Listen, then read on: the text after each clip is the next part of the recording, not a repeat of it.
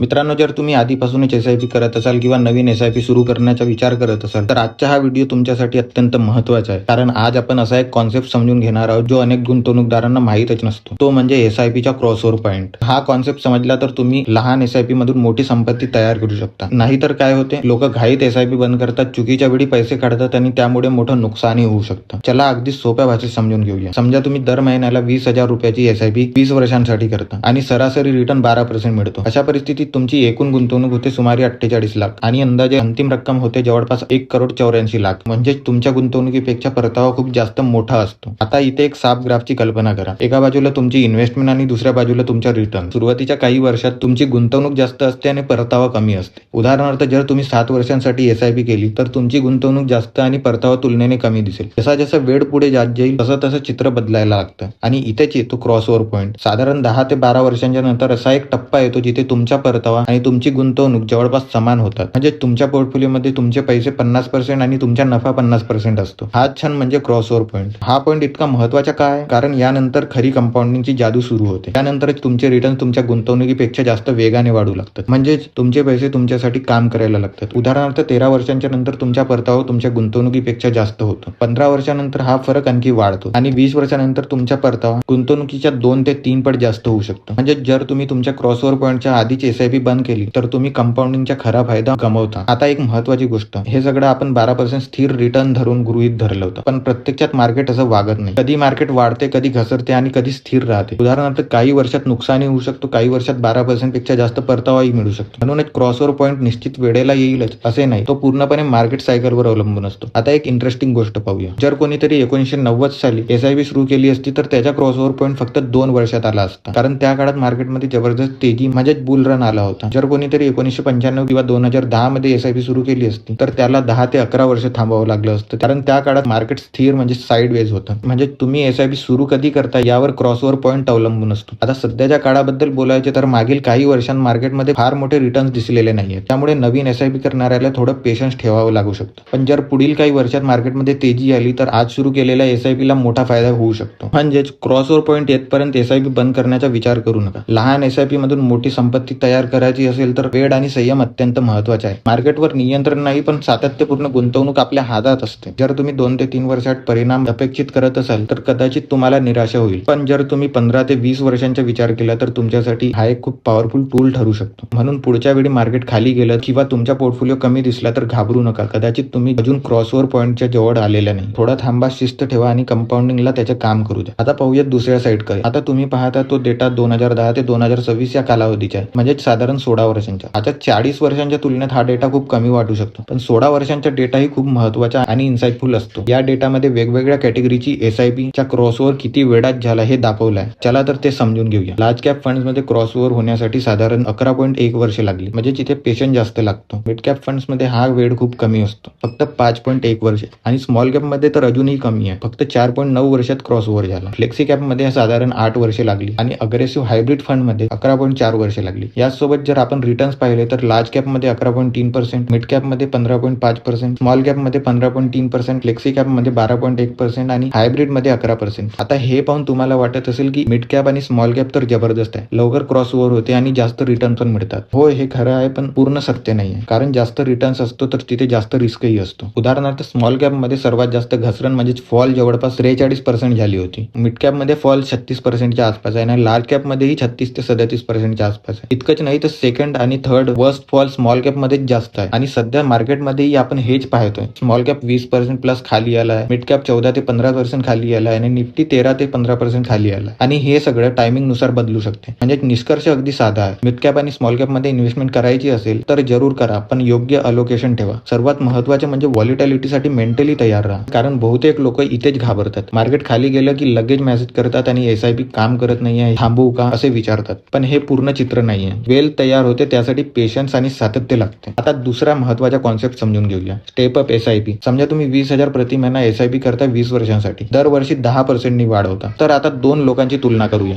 एकाने एसआयपी स्थिर ठेवली आणि दुसऱ्याने दरवर्षी एसआयपी 10% वाढवली. रिझल्ट, स्टेप अप एसआयपी करणाऱ्याची वेल्थ 112% जास्त होऊ शकते. म्हणजे crossover plus step up SIP equal to powerful combination. आता तिसरा कॉन्सेप्ट समजून घेऊया, रोलिंग रिटर्न्सचा. हे खूप महत्वाचे आहे, कारण साधा सीएजीआर फक्त एक स्नॅपशॉट देतो, पण रोलिंग रोलिंग रिटर्न कन्सिस्टन्सी दाखवतात. स्मॉल कॅप मध्ये काही फंड्स 5 वर्षांच्या बेसिसवर 20% प्लस रोलिंग रिटर्न्स दिले आहेत. मिड कॅप मध्येही फंड्स कन्सिस्टंटली 18 ते 20% रेंज मध्ये आहेत. पण लक्षात ठेवा हे डेटा बदलत राहतो, त्यामुळे डिसिजन ब्लाइंडली घेऊ नका. इन कन्क्लुजन क्रॉसओव्हर पॉईंट समजून घ्या. त्याआधी एसआयपी थांबू नका. स्टेप अप एसआयपी वापरा. इन्कम वाढली तर इन्व्हेस्टमेंट पण वाढवा. रोलिंग रिटर्न्स बघा. कन्सिस्टन्सी महत्वाची आहे. व्हॉलिटिलिटीला घाबरू नका. मार्केट पडणं ही प्रोसेसचा भाग आहे. लॉंग टर्म माइंडसेट ठेवा. 2 ते 3 वर्ष नाही तर 15 ते 20 वर्षांसाठी विचार करा. शेवटी एक साधी आणि महत्वाची गोष्ट लक्षात ठेवा. मार्केट तुमच्या कंट्रोलमध्ये नाही, पण तुमची डिसिप्लिन आणि कन्सिस्टन्सी पूर्णपणे तुमच्या हातात आहे. जर टिकून राहिलात तर कंपाऊंडिंग तुमच्यासाठी काम करणार आहे. So thanks for watching this video. Please like, share, subscribe. This is Ashish over and out.